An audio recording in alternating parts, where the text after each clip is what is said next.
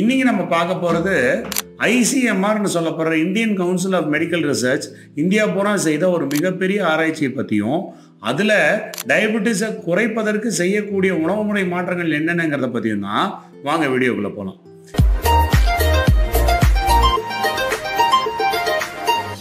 இந்த பதிவினை கண்டு கொண்டிருக்கும் அனைத்து நண்பர்களும் வாழ்க வளமுடன். நான் உங்கள் doctor Arun Karthik. ICMR Indian council of medical research, அதாவது இந்திய மருத்துவ ஆராய்ச்சி குழு, இவங்க இந்தியா பூரா ஒரு மிகப்பெரிய ஒரு ஸ்டடி ஒன்று செஞ்சாங்க. இதில் இந்தியாவில் இருக்க 30 மாநிலங்கள்லையும் பல பெரிய டாக்டர்கள்லாம் சேர்ந்து செய்த ஆராய்ச்சி இது. இதில் கிட்டத்தட்ட 1,20,000 பேர் பக்கம் நம்ம ஜனங்களை எடுத்து அவங்களோட உணவு முறை எப்படி இருக்குது, அவங்களுக்கு ஆன வெயிட்டு, அவங்க என்ன சாப்பிட்றாங்க, இந்தியா பூரா என்னென்ன மாதிரி நடக்குது, ஏன் நமக்கு சுகர் அதிகமாக வருது இந்தியாவில், இப்படிங்கிறதெல்லாம் ஆராய்ச்சி பண்ணாங்க. இந்த ஆராய்ச்சி கிட்டத்தட்ட 12 வருஷம் 2008லேருந்து 2020 வரைக்குமே இது செய்தாங்க. இதில் கிடைச்ச ரிசல்ட்ஸ் என்னென்னா, இந்தியாவில் கிட்டத்தட்ட நம்ம உணவில் 70% மாவுச்சத்துன்னு சொல்லப்படுற கார்போஹைட்ரேட்டாக இருக்குது. வெறும் 10% மட்டுமே புரதமாக இருக்குது. மிச்சம் ஒரு 20% கொழுப்பாக இருக்குது. இந்த 70% கார்போஹைட்ரேட்டாக இருக்கிறது தான் இந்தியாவில் டயபெட்டிஸ் பரவலாக வருவதற்காகவும், டயபெட்டிஸ் மட்டும் இல்லை, உடல் பருமன்னு சொல்லப்படுற ஒபிசிட்டி பரவலாக இருக்கிறதுக்கான மிக முக்கியமான காரணமாக இருக்குது அப்படின்னு சொன்னாங்க. அதோடு நிறுத்தாமல் இந்த உணவுகளை வெறும் 5% மட்டுமே புரதமாக, அதாவது புரோட்டீனாக மாற்றினால் கூட சுகர் வர்றதுக்கான சாத்தியக்கூறுகளில் மிகவும் குறைக்கலாம் அப்படிங்கிறதையும் இந்த அறிவியலோட ரிசர்ச் சொல்லிச்சு. அது டீட்டெயிலாக என்னென்னா, இந்தியா பூரா 70% கார்போஹைட்ரேட் சாப்பிட்றோம். சவுத் இந்தியாவில் பார்த்தீங்கன்னா இந்த மாதிரி அரிசி தான் மிக பரவலாக உபயோகப்படுத்தப்படுகிறது. இது அதிகமாக அரிசி சாப்பிட்றதுனால தான் டயபெட்டிஸ் வருதுன்னு பார்த்தா, வட மாநிலங்களில் கோதுமை அதிகமாக பயன்படுத்துகிற மாநிலங்களில் கூட சர்க்கரை நோய் அதிகமாக தான் வருது. சரி, அரிசி கோதுமை ரெண்டும் தானியம் தானே. சிறுதானியங்கள் நிறைய உபயோகப்படுத்துகிற மாநிலங்களான கர்நாடகா, குஜராத், மகாராஷ்டிரா, இந்த மாதிரி மாநிலங்களில் கம்பு, ராகி, சோளமெல்லாம் நிறைய யூஸ் பண்ணுறாங்க. அப்போ அங்கே டயபெட்டிஸ் கம்மியாக தானே வரணும் அப்படின்னு பார்த்தா அதுவும் நடக்கலை. அங்கேயும் டயபெட்டிஸ் அதிகமாக தான் வருது. அப்போது சிறுதானியங்கள் சாப்பிட்றதுல எந்த ஒரு பிரயோஜனமும் இல்லையா அப்படின்னு கேட்டால் அப்படி கிடையாது. சிறுதானியங்களையுமே நம்ம அரைத்து மாவாக, அதாவது சப்பாத்தி மாதிரியோ ரொட்டி மாதிரியோ தான் அந்த ஊர்கள் எல்லாமே சாப்பிட்றாங்க. அதை அரைக்கும் பொழுது அதோட கிளைசிமிக் இண்டெக்ஸ் மாறிவிடுகிறது. அதனால் முழு தானியங்களாக நம்ம உபயோகப்படுத்தினாலும் அதை அரைத்து சப்பாத்தி மாதிரியோ ரொட்டி மாதிரியோ செய்யும் பொழுது அந்த பலன் கிடைப்பதில்லை. முழு தானியங்களாக சாப்பிட்டால் என்ன மாதிரியான ரிசல்ட்ஸ் வரும்னு இன்னும் தீர்க்கமாக தெரியல அந்த ஸ்டடியில்.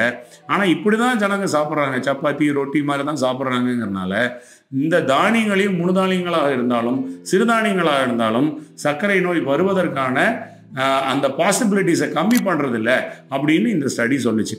சரி, இப்போ அப்போ என்னதான் சாப்பிட்றது, எப்படி தான் இதை மாற்றுறதுன்னு யோசிச்சு பார்த்ததில் நம்ம உணவில் வெறும் 5% புரதமாக மாற்றும் பொழுது, அதாவது கலோரிகளை அதே மாதிரி வச்சுட்டு, ஐசோ கேலரிக்குன்னு சொல்லுவாங்க, கலோரிகளை அதே மாதிரி வச்சுட்டு வெறும் இந்த தானியங்களை ரீப்ளேஸ் பண்ணி அதுக்கு பதிலாக பயிர்கள், பல்சஸ்ன்னு சொல்லுவாங்களே, கொண்டக்கடலை, பட்டாணி, கொள்ளுப்பருப்பு, பருப்புகள் இவைகளாக மாற்றும் பொழுதோ, இல்லை பால் அல்லது முட்டை அல்லது மீனாக மாற்றும் பொழுதோ நமக்கு அந்த டயபெட்டிஸ் வர்றதுக்கான சாத்தியக்கூறுகள் மிகவும் குறைவதாக இந்த ரிசர்ச் சொல்லுச்சு.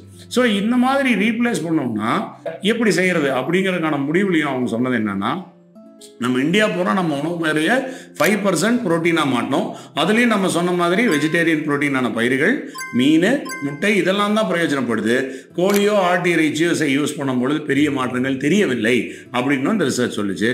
அப்படி இந்த உணவுகளை ஜனங்களுக்கு கொண்டு போய் சேர்த்தணும்னா ரேஷன் கடைகள்லையும் பயிர்கள் நிறையா ரேஷனில் கொடுத்தாங்கன்னா பெனிஃபிட்டாக இருக்கும் அப்படின்னு சொல்லி இந்த ரிசர்ச் சொல்லி முடிச்சது.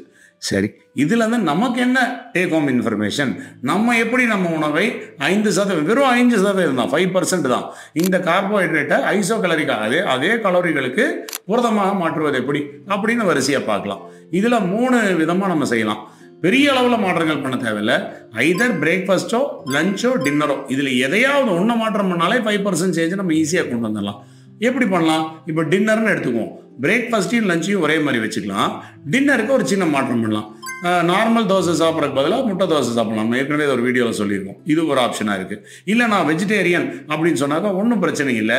ஒரு சப்பாத்தி அல்லது பன்னீர் கிரேவி, இல்லை சப்பாத்தி அல்லது சோயா கிரேவி, இல்லை சப்பாத்தி அல்லது அந்த கொண்டக்கடலை கிரேவி இந்த மாதிரி ஒரு கிரேவியாக நம்ம மாற்றிக்கொள்ளலாம். இல்லை அதே தோசைக்காகவும் தொட்டு சாப்பிட்டுக்கிற மாதிரி செய்து கொள்ளலாம். இது ஒரு மாற்றமாக செய்யலாம். இது எல்லாத்த விட சூப்பராக செய்யணும்னா நைட்டு டின்னரே சுண்டல் செஞ்சு சாப்பிட்டுக்கலாம். இன்னைக்கு எங்கள் வீட்டில் டின்னர் தான்ப்பா, சுண்டல் தான்ப்பா டின்னரே அப்படிங்கிற மாதிரி இருந்தால் இன்னும் நல்லது. சுத்தமாக வந்து நமக்கு அந்த 5% மேலேயே புரதம், அதுவும் வெஜிடேரியன் புரதமாக சேர்ந்து விடும். ஸோ டின்னரை இப்படி மாற்றலாம். இல்லையா டின்னரையும் பிரேக்ஃபாஸ்ட்டையும் நார்மலாக வழக்கம் போல் சாப்பிட்ற மாதிரி இட்லி தோசை மாதிரி வச்சுட்டு மத்தியான சாப்பாட்டில் நிறைய வீடுகளில் சாப்பிட்ற மாதிரி மத்தியானம் ரைஸை கொஞ்சம் கம்மி பண்ணிவிட்டு அதுக்கு பதிலாக ஒரு டபுள் ஆம்லெட், இல்லை வெஜிடேரியனாக இருந்தால் அதுக்கு பதிலாக ஒரு கப் சுண்டல், இல்லை ஒரு 2 துண்டு மீன், இந்த மாதிரியான மத்தியான இறைச்சிகளை சேர்த்துக்கொண்டு ரைஸை கொஞ்சம் குறைச்சிக்கிட்டோம்னா அதுவும் ஒரு நல்ல ஐடியாவாக இருக்கும். இல்லை இது ரெண்டும் லஞ்சும் டின்னரும் நார்மலாக சாம்பார் ரசம் பொரியல் தயிர், டின்னர் நார்மல் இட்லி தோசையை வச்சுட்டு காலை உணவை மாற்றணும்னு சொன்னாக்கா ரொம்ப சிம்பிளாக கோதுமை பிரெட் ஆம்லெட்டு, இல்லைன்னா வந்து ஓட்ஸு பாலில் போட்டு சாப்பிட்றது, அதுவும் அந்த முழுதானியமாக இருக்கிற ஓட்ஸு, இந்த மாதிரியான மாற்றங்கள் செய்யலாம். இல்லை பெசரட்டு, இல்லை அடை, இந்த மாதிரி ஐட்டங்களாக மாற்றினோம்னா இந்த 5% வந்துடும். பால், முட்டை, மீன், பயிர்கள், இந்த 4 ஐட்டங்களை எப்படியாவது ஒரு 5% மட்டும் ரீப்ளேஸ் பண்ணாலே நம்ம குடும்பங்களில் டயபெட்டிஸ் வர்றதுக்கான சாத்தியக்கூறுகளும் உடல் பருமன் வர்றதுக்கான சாத்தியங்களும் மிகவும் குறைவது என்றால் எவ்வளோ பெரிய மாற்றம்னு இதை பாருங்கள். இந்த இன்ஃபோ தான் இந்த ரிசர்ச் சொல்லிச்சு. மிகவும் ரோபஸ்டான ரிசர்ச். இந்த இன்ஃபோ யூஸ்ஃபுல்லாக இருந்தால் 4 பேர்த்துக்கு ஷேர் பண்ணுங்கள். நல்ல விஷயம் 4 பேர்த்துக்கு போய் சேரட்டும். வாழ்க வளமுடன்.